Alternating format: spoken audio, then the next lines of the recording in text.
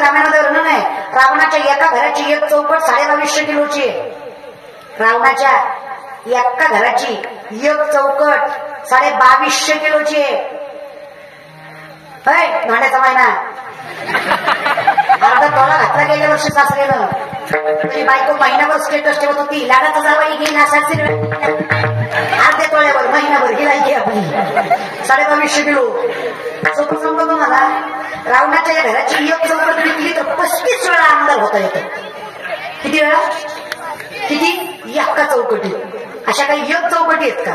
7 कोटी चौकटी, 80,000 बायका, 1 लाख पोरं, 1.25 लाख नातू. ही फक्त घरची. पाहुणं भाऊकी बोलू द्या, जाचाल तुम्ही जागेवर. विचार करा ना, सासरे 80,000 बायकाच्या आई बाप, 1,60,000 म्हणू नका. ज्याच्या एकट्या जावयानं 80,000 केल्या, त्याचा सासरा गुन्हाचा असेल का? 2 तरी करीन की मला जावयाकडे बघून. विचार कर. जगा नका बरोबर. श्रीमंत आहे तो, नडलाय तो फक्त अहंकार आहे, भक्त नाही असंही नाही आहे. द नाव मुवमेंट आताच्या क्षणापर्यंत सगळ्यात मोठे शिवभक्त रावण झाले. रावणासारखी शिवभक्ती कोणाचीच नाहीये. धन्य भाग्य रावणाचे दास झाले शंकराचे. नाथ बाबा नाथ रामायणामध्ये वर्णन करतात. रावणाच्या शिवपूजेला 7 ते 8 तास दिवसातला वेळ लागायचा. 14 माणसं पूजेचं सामान हाताखाली द्यायला होती. रोज 1000 कमळ शिवपिंडीला व्हायचा. चुकून एके दिवशी 999 भरले, स्वतःचं शिर कापलं आणि 1000वे शिर कमल म्हणून शिवपिंडीला अर्पण केलं. एवढा महान शिवभक्त रावण होता. देवानं तरी काय कमी केलं? लंका कोणाची? लंका कोणाची? बिका पाटलाची.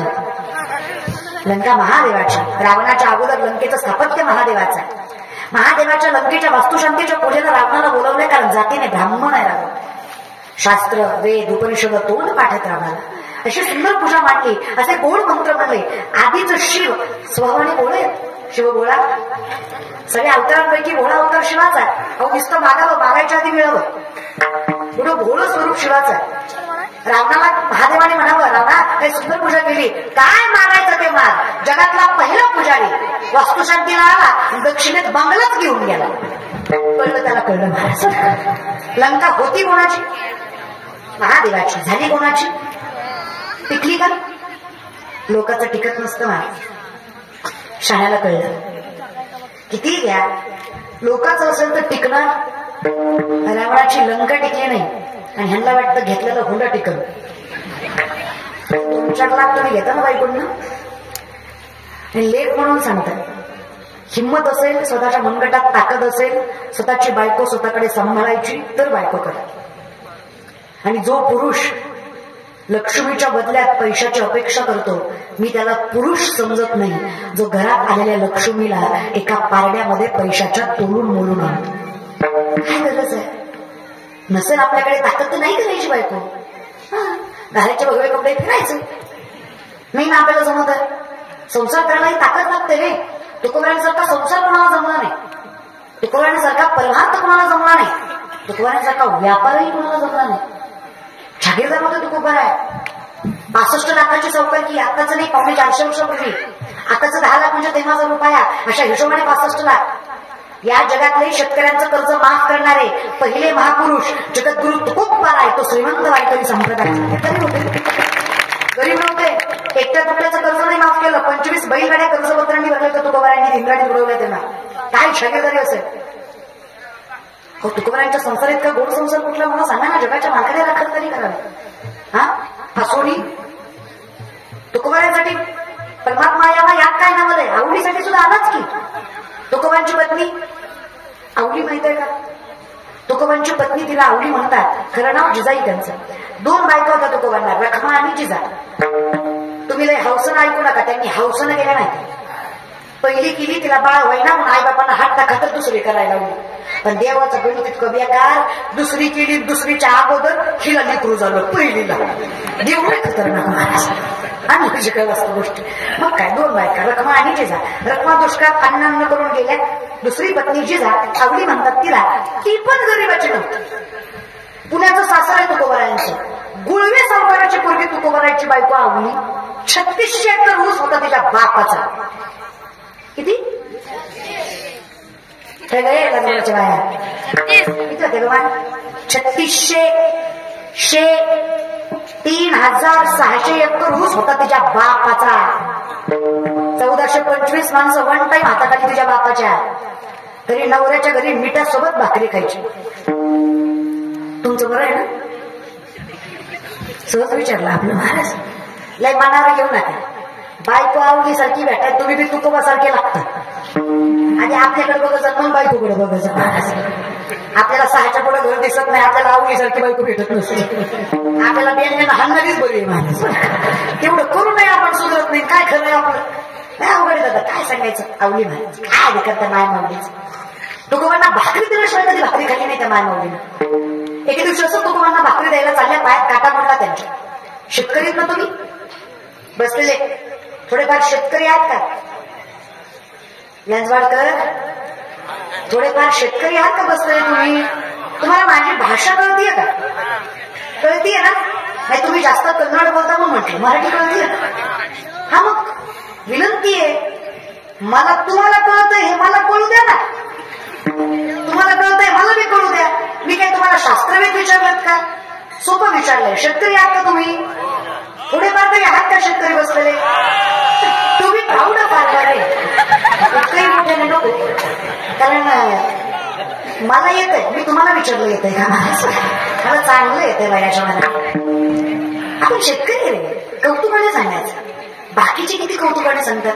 या पदाचं त्या पदाचं त्या पदाचं त्या पदाचं. आपलं तर परमनंट पद आहे. आयुष्याचा जुगार ठेवून मातीमधलं सोनं पिकवायची ताकदची अवला देत आहे. त्याच्या घरात कधी भ्रष्टाचाराचा तळतळाटाचा आणि लाचारीचा पैसा येत नाही. त्याला शेतकऱ्याच्या अवलाद म्हणायची कौतुकाने सांगायचं. तुम्ही प्राऊड होता शेतकरी आहे. पण इमानदारीनं सांगा आर्मीत भरती होणारी पोरं शेतकऱ्याची का जागीरदाराची? शेतकऱ्याची.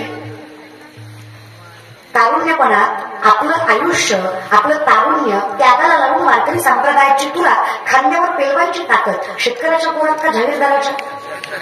शेतकऱ्याच्या. वृद्धाश्रमात कोणाचं मायबाप? शेतकऱ्याचं की जागीरदाराचं? ते कुत्र्याचं नाक पुसतो त्याला बापाचं नको वाटतं महाराज. आम्ही शेतकऱ्याचे ते कौतुकाने सांगू. कारण इतक्या मोठ्या मनाचा बाप आहे आमचा. जेवढा जीव माझ्या बापाचा पोटच्या लेकरावर आहे तेवढाच जीव त्याचा गोठ्यातल्या बैलावर सुद्धा आहे. तो माणसात आणि जनावरात फरक करत नाही तो बाप आहे. इतका पवित्र ज्याचा आत्मा तो विठ्ठलापेक्षा कमी असेल का? समदृष्टी घेता स्वांग श्री हरिशोधमावरी हरी झाला. कसा परमात्मा राखणार नाही त्याचा. शेतकरी एक कौतुकाने सांगत जा. शेतकऱ्याच्या पायात काटा मोडला काही नवल मोडतो. शेतकऱ्याच्या पायात काटा मोडला. शेतकरी काटा बघायला पाण्याने पाय स्वच्छ करतात का? घाई असेल तर मग शेतकरी काटा कसा बघतो? लाजू नका सगळे थुकाच लावतात. तिथे काय हायजीन मेंटेन करायचे नसते. थुकाच लावायचा असं. पण एका थुक्यात काटा दिसतो. दगडासारखे पाय त्याचे 2-4 वेळा लावावा लागतो. काटा मोडलाय जिजांना दात झाला त्रैलोक्याच्या नाताला जगाच्या नाताला. प्रेमळ आहे ना तो. त्याच्या दारात आम्ही थांबू न थांबू तो मात्र आमचा संसार राखल्याशिवाय राहत. आम्ही सामर्थ्याने परमार्थाची सांगड बांधणार करतो रे. तो खूप करतो. जनाईमध्ये मला कोणाचा नसेल आधार काही वाटत नाही देवा. कारण मला माहित आहे माझा मायबाप कोण आहे. जनाई प्रामुख्याने हाका मारते माझ्यासाठी. एक एका पिठाबाई एक एका पिठाबाई एक एका पिठाबाई एक एका पिठाबाई